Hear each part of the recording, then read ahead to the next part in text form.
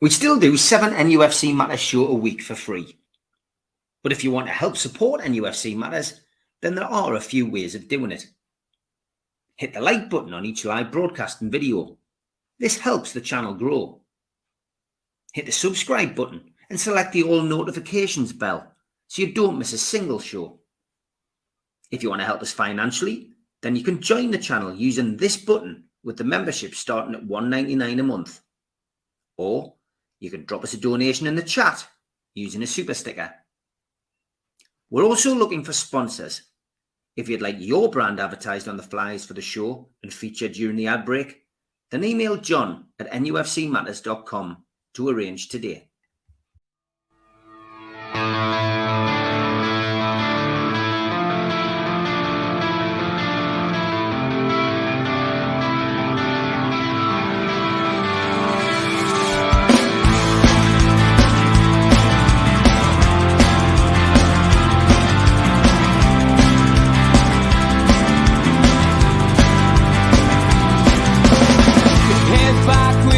Attack. It feels like I've been talking to myself again, but it's the only way you're ever gonna learn. You look back and it's all in the past. I'm dwelling on the thoughts I cannot say to you.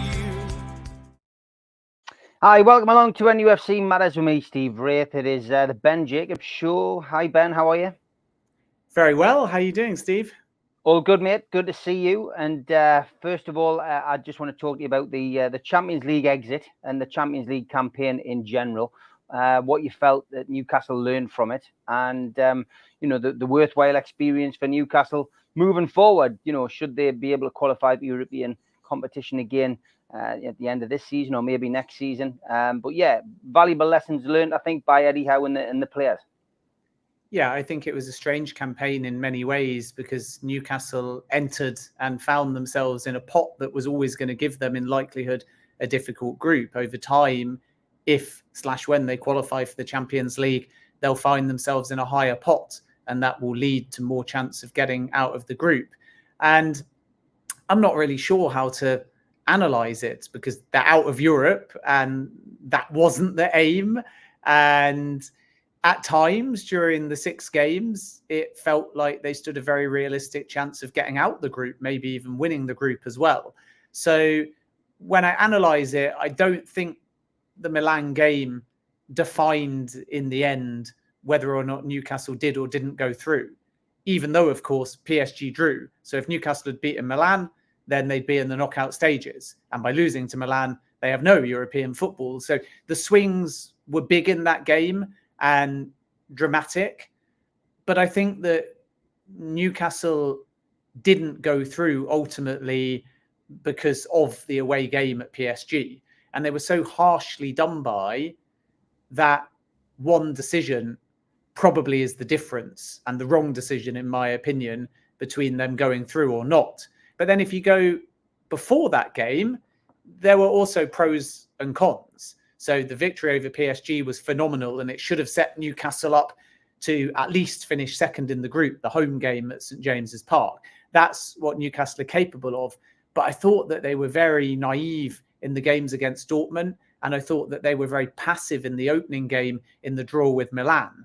So to, for example, beat PSG at home comprehensively and be horribly unlucky not to beat them away from home as well, but then to draw 0-0 away at Milan and be very underdog-like, resilient, gritty, but park the bus. And I think they were overawed away from home in that first game. And then to lose to Milan at home in addition, and to play as they did against a very good Dortmund, but lose at home, for example, to Dortmund, that's the naivety, that's the inexperience. Those were the ones that cost them.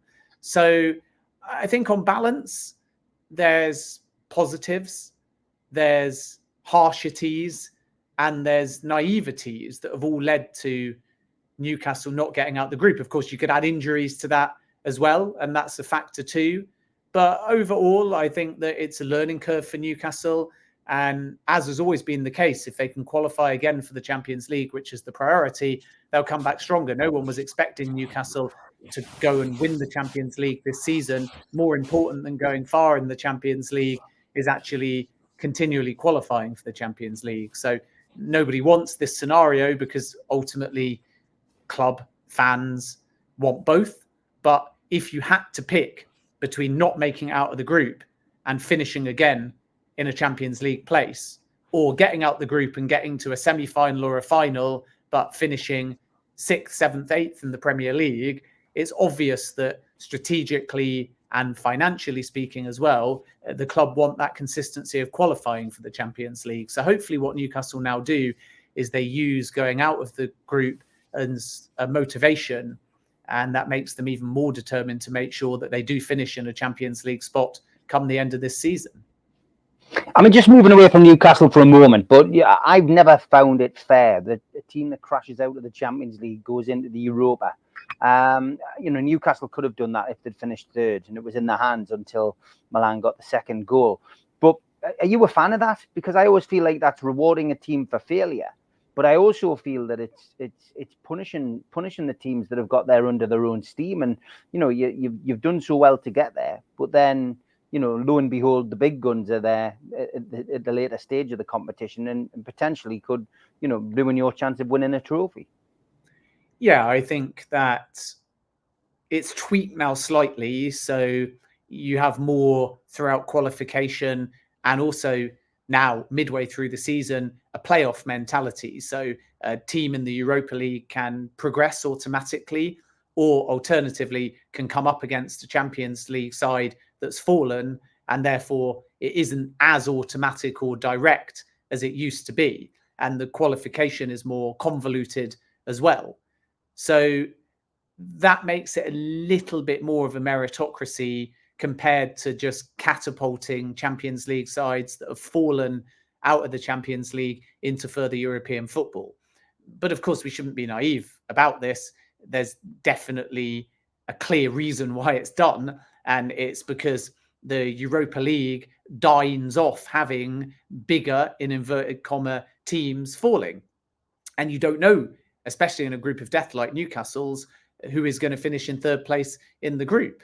And we see time and time again, Manchester United, Barcelona in recent seasons falling from the Champions League to the Europa League. And that's good for numbers in TV. It's good for intrigue and buzz. And this is why it's done. It's not down to second chance of potentially winning the Europa League and qualifying again for the Champions League. It's down to the fact deep down that UEFA want their biggest teams to still have European competition because it's good for television, and that allows for potentially one of the biggest teams in the world, if they don't have a good Champions League campaign, to still end up in the Europa League. If you kick them all out, then you don't have the Manchester Uniteds, the Barcelonas in recent seasons dropping into the secondary European competition or the third competition if it's Europa League to UEFA Europa Conference League. And that's bad as far as FIFA's strategy, if you like, of engaging a global audience is concerned. So I think we need to be a little bit cynical as to why it happens.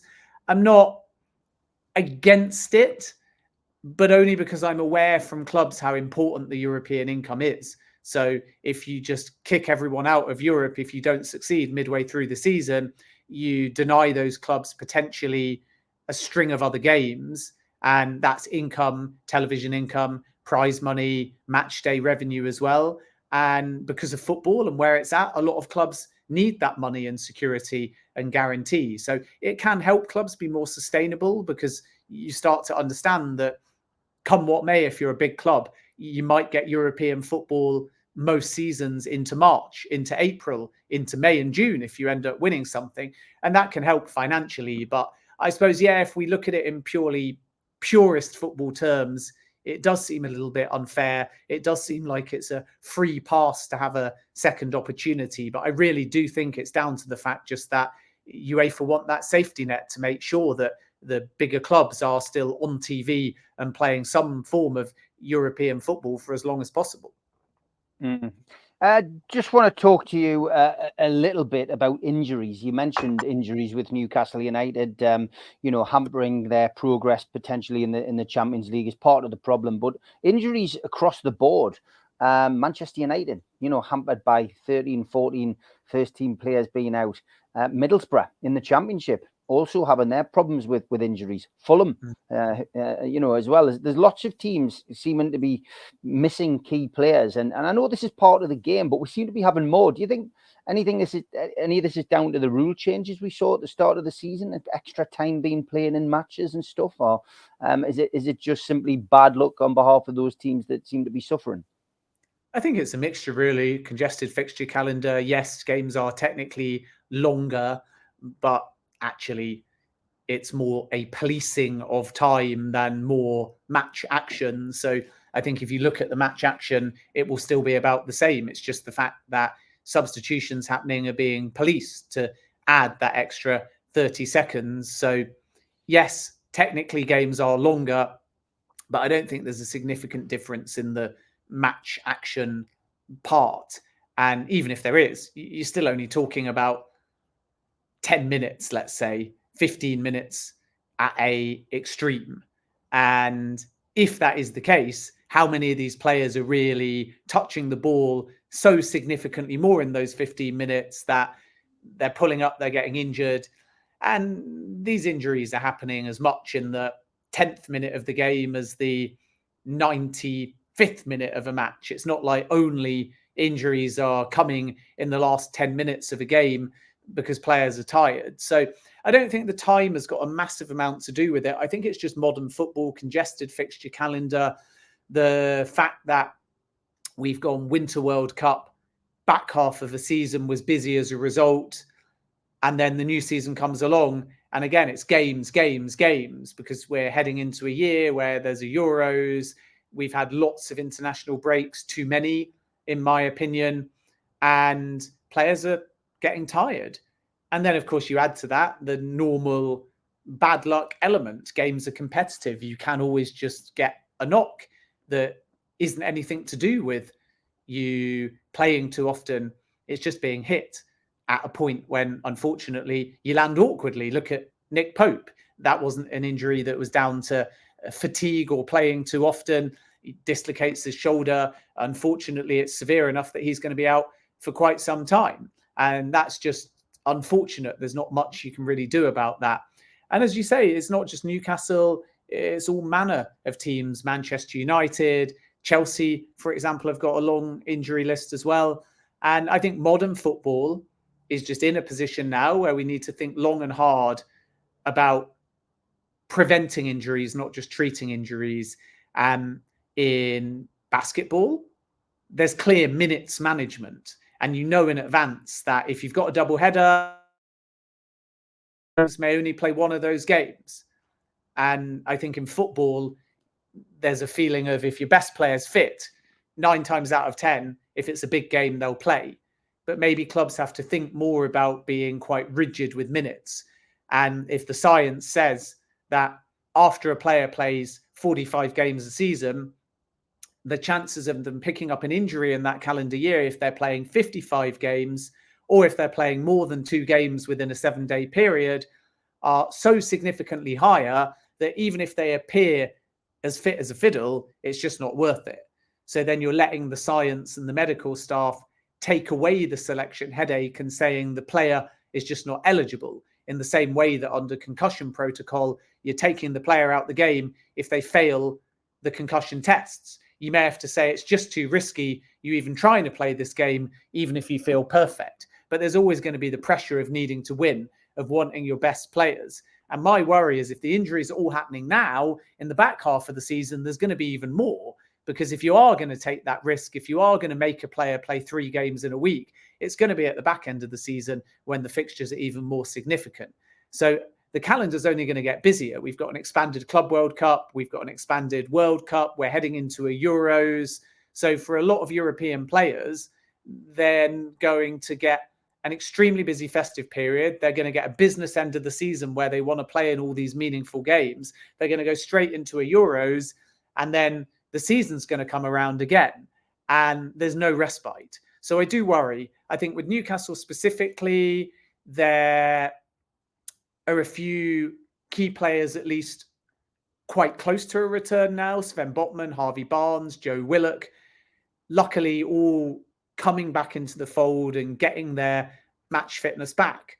But at the same time, we know, for example, that Anthony Gordon has had a hamstring problem. Kieran Trippier picked up a knock. He's had some back problems as well. Nick Pope is a big blow, even though I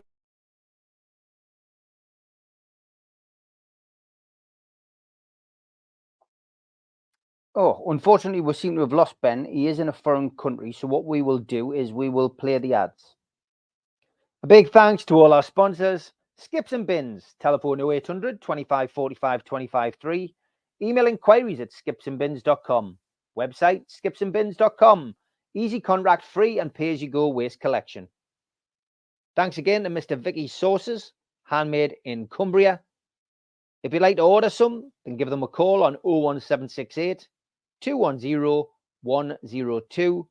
Go to the website, mrvickies.co.uk, or drop them an email, info@mrvickies.co.uk. A big thanks to United Group Travel.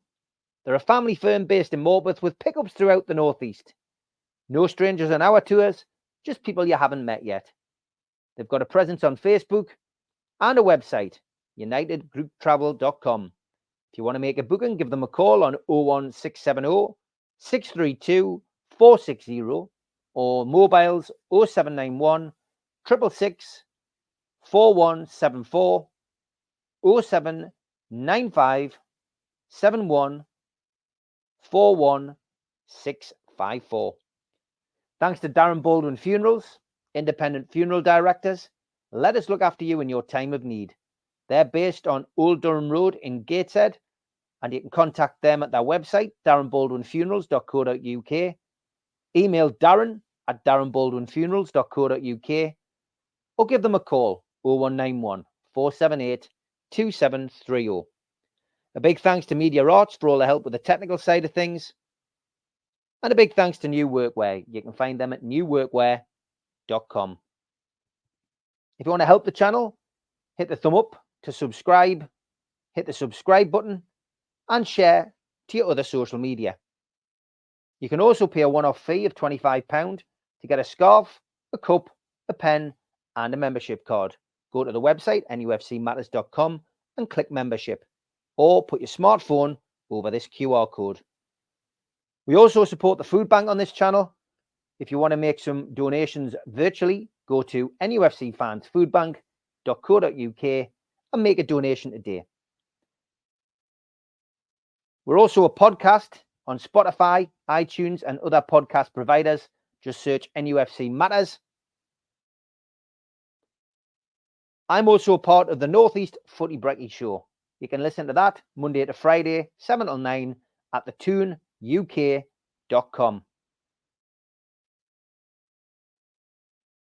We've also got an event coming up next year. It's in January the 19th at the Tyneside Irish Centre. It's an evening with Nobby Solano. Tickets are available on Voucher for £20. Don't forget, Supermac and Gibbo do every pre-match at Louis Liquor Store. It's free entry, children welcome, and there is great food by Fed's Fried Chicken. They're usually on pre-match and sometimes post-match at Louis Liquor Store. Okay, welcome back. Just an internet drop out at Ben's end with him being in Saudi. Yeah, we were just talking about injuries, and with this being a pre-recorded show, I just took the liberty of checking a couple of things out. And Harvey Barnes, it's just been announced by Craig Hope, has had a setback in his recovery, and he won't be available now till January. Craig Hope from the Daily Mail breaking that story, Ben. So that's another setback for a player that you know well. Yeah, and Newcastle could use that depth and those goals as well. I think the beauty of the 4-3-3, we've spoken about this before, is that Anthony Gordon's been very important for Newcastle. He's obviously had problems with injuries as well, though. And then you've got Miguel Almiron, who's not quite hit the heights of the beginning of last season, post-World Cup. And I think that there's an argument that if the goals don't come with the same regularity as in that first half of last season, that Eddie Howe might want another option there. But Joe Linton can play in that 4-3-3. You've obviously got Isak and Callum Wilson as central options as well. But with Barnes, if the setback takes him into January, and with Gordon, as I say, with hamstring issue, and with Wilson, who's always a bit unpredictable, and Isak has obviously not been totally fit as well since he's joined Newcastle. So a forward, whether it's a wide forward, whether it's a winger, or whether it's a versatile, creative-minded player that can play centrally, that can drop deeper, or can go in a wide position. Anyone that can add goals is going to be important for Eddie Howe. And that's why I think that depth in January will be what Newcastle are looking for. But they aren't going to be able to do anything crazy. So loans may be the option, potentially with something that allows them to complete a purchase, an option to buy, or an obligation. But Newcastle are quite restricted. And when you're competing against the big teams that have got more depth, and you don't have the finances to immediately add that depth, then there is always a danger that you take one step forwards, two steps back. And this is why it's so important that Newcastle do qualify again for the Champions League, because financially speaking, they'll then be able to have another summer where then they can spend more and stabilize. And the more you spend, the more you build, the more you stabilize, the more depth you get, the more chance you get of qualifying for the Champions League season on season. So it's a really important second half of the season for Newcastle at the moment, because the project, even though it moved faster than expected to get Champions League last season, is going to take a step back if they end up 7th, 8th, 9th, 10th in the table. And right now, there's just starting to be a little bit of a gap. Now, naturally, people will say, well, 5th place is very likely to get Champions League football. But even 5th place at the time of recording, Spurs are on 30 and Newcastle are on 26. I know this is a pre-record, so we won't know, for example, how Spurs get on at Nottingham Forest at this point. But if you get another swing, like the swing that saw Spurs beat Newcastle, if you get another swing where Spurs win again, then they're 33. Man City are 33. Villa are 35. I think Arsenal are 36. Liverpool are 37. If Newcastle are in a position where they lose their next game, then the gap starts to get a little bit bigger and a little bit bigger and a little bit bigger. And you start to think, yikes, it's not that likely we're going to make this up in the second half of the season. So this is a pivotal swing all of a sudden. It's vital, I think, that Newcastle beat Fulham at home.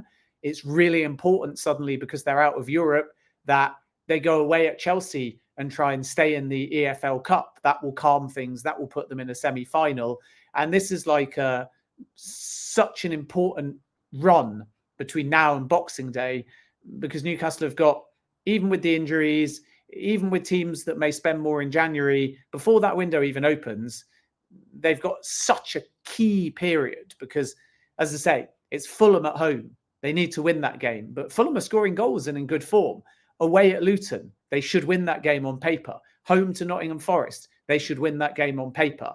And then obviously Chelsea in the EFL Cup, a chance to get to a semi-final and show with regularity that they can get to the business end of domestic cup competitions. So between now and 26th of December, I think sets Newcastle up and defines their season, because we're either going to get to Boxing Day or just after Boxing Day, and Newcastle are going to have beaten Fulham, beaten Luton, beaten Forest, still be in the EFL Cup.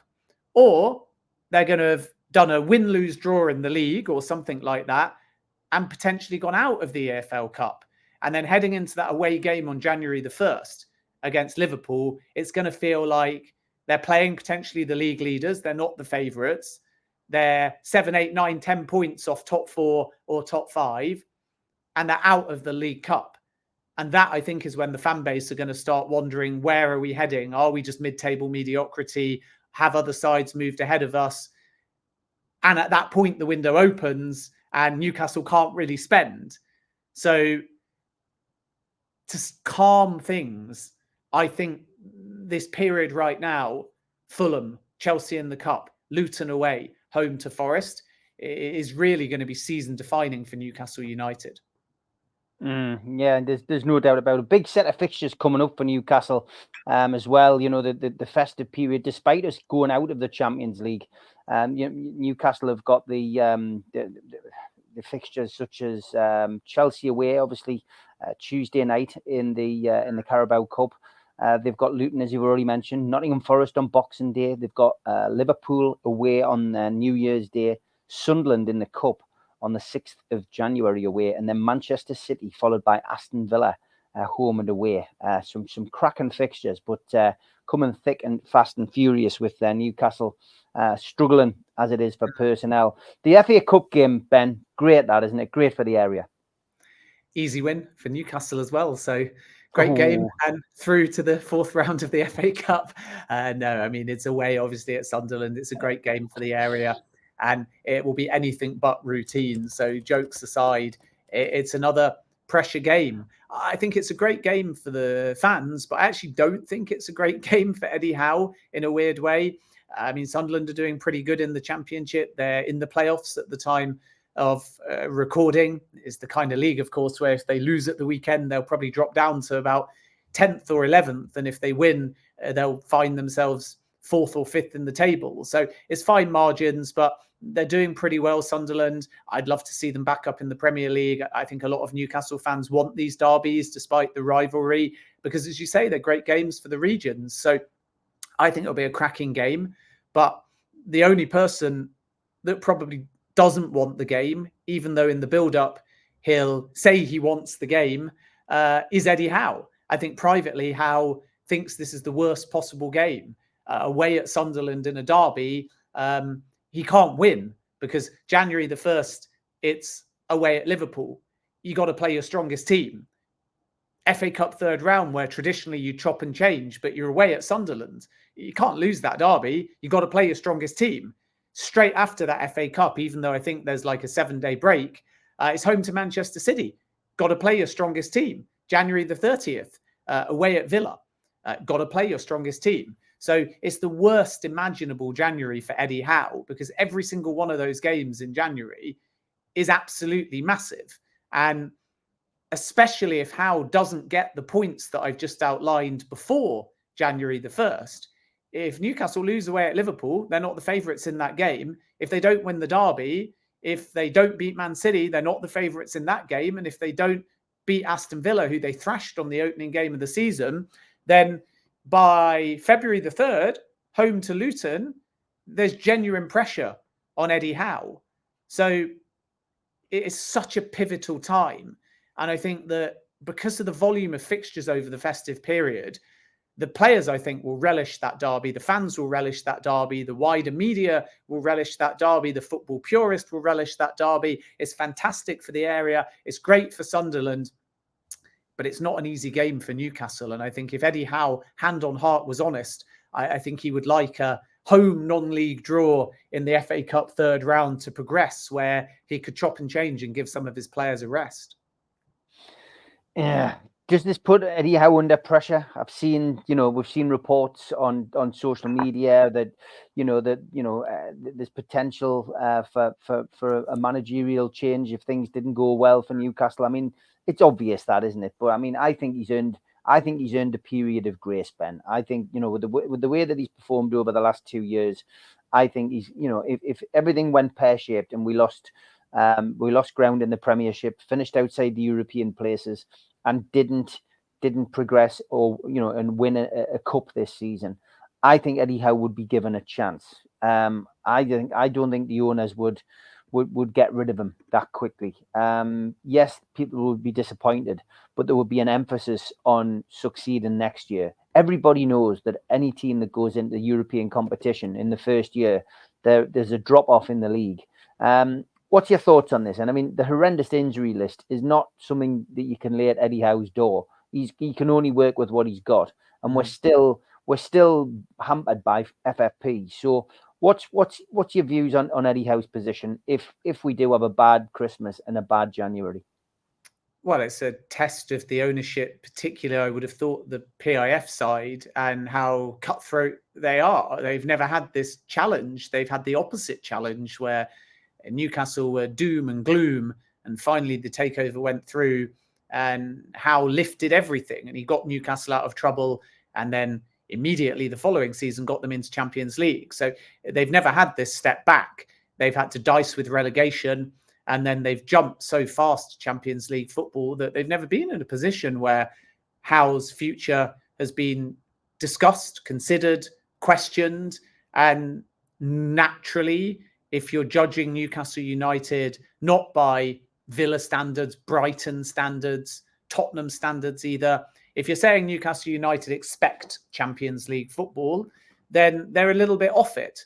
But I don't think that that's the aim at the club. I think that's the football goal in an ideal world. But I think there's a clear understanding that Chelsea are still potentially going to come back. Manchester United are going to come back. And that's the irony, that these are teams that are not playing. Oh, looks like we're losing Ben again. Hopefully he will be back. Okay, no Ben at this moment in time, so I will hold the fort until he gets back in. Took him about 2 minutes to get back in. Yeah, that setback to Harvey Barnes is a nightmare, and it looks as well, as we're talking to Joe Willock, is now going to be out till January. Another setback, another injection in his Achilles. Ben's back. Hi, Ben. Saudi internet, everybody. Yes, one thing that they need to improve. Yeah, I mean, again, as we're doing this as a pre-record, this will be slightly old news to people watching the show, but Joe Willock now out till January as well. Another blow for Eddie Howe. The transfer market, let's look at that, Ben, for the last 20 minutes or so. And I've got a few questions that have come in from people. Tom Dixon was first in. He said, given the restraints of financial fair play, will Newcastle have funds to spend in January transfer window? And if they do, how much do you think would be available to buy new players? You already touched on the fact that the loan market might be Newcastle's best bet. I think they'll try and structure things with a loan or loan with obligation or option to buy, so they can push a lot of their outlays to the summer. I don't see them doing big business in January. I don't think January will be particularly busy for anybody beyond teams with real need and urgency coupled with finances, and there's not that many in that sort of position. Arsenal spent big in the summer. They may want one or two, nothing crazy. Chelsea will have a sort of almost one in, one out policy, whereby, yes, they may spend big, they might sign two or three, but they'll also have to focus on outgoings as well. Manchester United could have a few outgoings, maybe one or two incomings, but I don't think we're going to see a crazy January in the Premier League. And even away from the Premier League, the Saudi side, who changed the market and allowed clubs to move more freely by giving them deals that were quite beneficial, not always in terms of fee, but even if the fee was smaller, the payment terms were very beneficial. So that allowed clubs to move in the market. But even the Saudi clubs, when I speak to them out here, most of them say their quotas are full for foreigners. They're not expecting a big January either. So it's going to be hard for Newcastle to move. There's always a bit of freedom, but if you buy now, it might mean that there's less freedom in the summer or next January or next summer. So it's a balancing act, really. And I still expect Newcastle to be relatively conservative. There's no high value outgoings I see in the Newcastle squad that could suddenly create budget. So if they want incomings, they're going to have to be economical, or they're going to have to structure those deals in a way that stay within financial fair play. And that's why I think the loan market will be the way that they go. I also think there's a lot of trust, even with the injuries, in players. So in the same way that Lewis Miley's got an opportunity, in the same way that Elliot Anderson, when he's fit, has got opportunities, in the same way that Botman got injured, Lascelles got an opportunity, in the same way that Byrne got moved, obviously not recently, but to left back, even though he can play centre back. And then when there were injuries, he got a game at centre back, in the same way that Lewis Hall or Tino Livramento have got chances. It's pretty obvious that Howe trusts 25, 26 players, even some that potentially can come up from the under-21s into the first team if needed. Pope gets injured. It's clear that... Oh, internet issues again with Ben. I'll try something new here. You can pause the broadcast and then come back in. So I'll give this... Yeah, apologies about that. Ben's, as he's already said, is in Saudi. But yeah, you were talking about transfers, and one of our questions that came in from Paul, he said, "Do you think Newcastle would push the envelope regarding financial fair play?" He says, "Not saying go crazy, but spend hundreds of millions, but spend a little more than we know is our limit and worry about the consequences later." I don't think there's any chance of Newcastle doing that, Ben.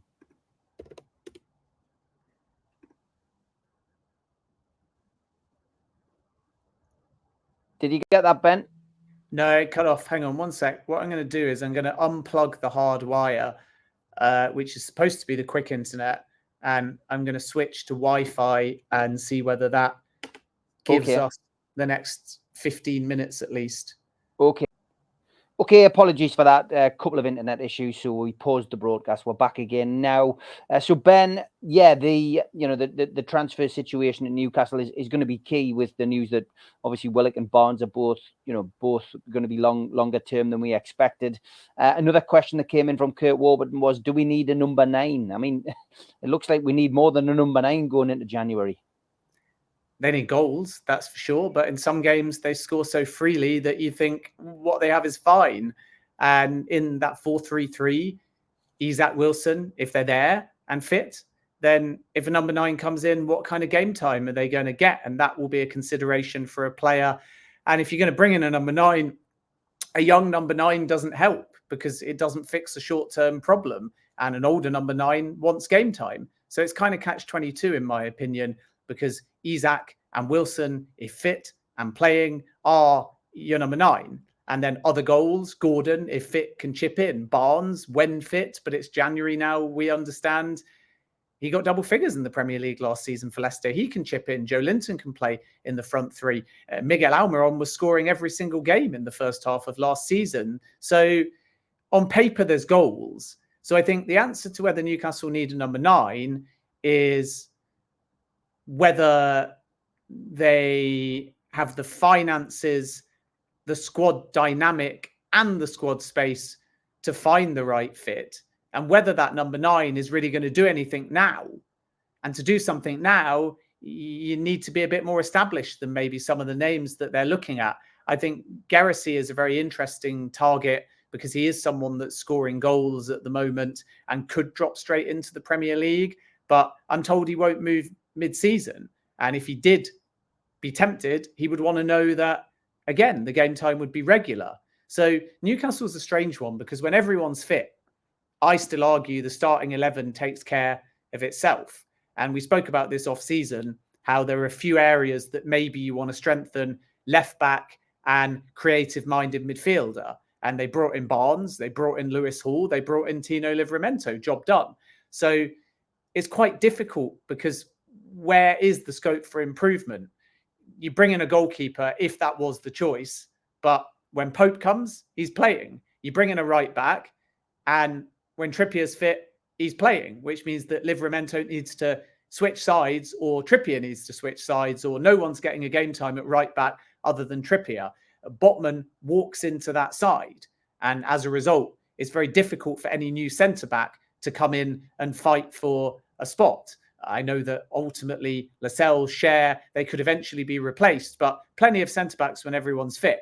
Left back, Lewis Hall's already come in. And as I've already said, you can move Trippier that side. Technically, you can move Livramento that side. And you've got Dan Burn. And Dan Burn is also centre-back cover. Midfield is only a 3.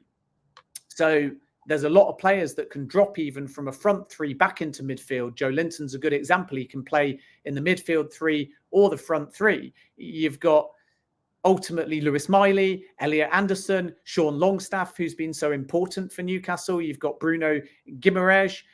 Lots of players that can all slot into that type of system. And because you've signed Tonali, when he's back from the ban, he's there as well. So if anyone joins in January and they're a central midfielder, even Calvin Phillips on loan, they're wondering whether in that system as a central midfielder, they're going to get that much game time. It's different if you play 2 deep lying central midfielders. There's 2 spots up for grabs. But Howe likes a wide 4-3-3, so he can play on the counter attack as well. And that isn't for Calvin Phillips necessarily. Bruno Guimaraes is going to be the central midfielder there. Where's the space for Calvin Phillips if, again, everybody is fit? And once again,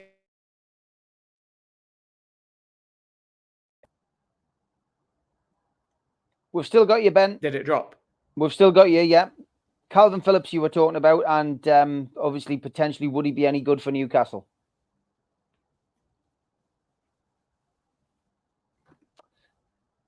You're still there, Ben. We can still see you.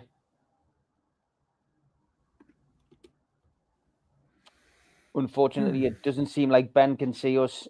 Frustrating for him in Saudi Arabia. Yeah. I think we're going to have to call it a day today, folks. We managed to get 40 minutes out of Ben, which was fantastic. But for now, we will say goodbye to Ben, and we will welcome back on the show when he has got some internet. There he is again. I was just about to say goodbye, Ben, because I think from your perspective, you're fighting against the impossible here. Certainly issues with StreamYard. Quick one on De Gea, if we can get it in before you disappear again. De Gea has been linked with Newcastle. Do you think that is a potential short-term move for Newcastle with the goalkeeper crisis that they've got on? It would be good for the player and it would be good for him if they can come to a deal on the wages. Yeah, not as far as I'm told. The wages is an issue, although he was going to take a pay cut at Manchester United if he was to stay there. Free agent, so no fee. But again, if he comes, he wants to play. And Newcastle want to try Dubravka first. And they're lucky in the sense that they can't bring in a goalkeeper till January. And therefore, they're going to wait. Even with free agents and stuff, they want to wait until January and give Dubravka the game time. So I think for now, they're happy. They've got Dubravka, who Howe didn't really want to leave for Manchester United when he had that brief and ill-fated loan spell. And De Gea might seem like the right fit, but you'd have to break your wage structure. Remember, nobody at Newcastle is on anything close to someone at Manchester United. De Gea left Manchester United, I think, on about 325,000 a week. So he would probably have to go down to 100k or less. Because remember, you don't want to make him the best paid player at the club and then find that Nick Pope comes back and definitely becomes the number one again. And then De Gea is the number two. So unless you persuade De Gea on slightly higher wages to just sign a 6-month contract, and then you shake hands and go your separate ways at the end of the season, it doesn't make much sense. And if Dubravka plays well, I genuinely think that Eddie Howe will continue with him between the sticks. So no real approach yet to De Gea, but naturally, if Newcastle become unhappy with Dubravka or he gets injured, then they might be forced to go in that kind of direction. Ben, we're going to leave it there whilst we're ahead. Good luck, mate, in Saudi. Hope it goes well, and we look forward to having you back on when you're back on terra firma, mate. We'll get you back on before Christmas. Take care, mate.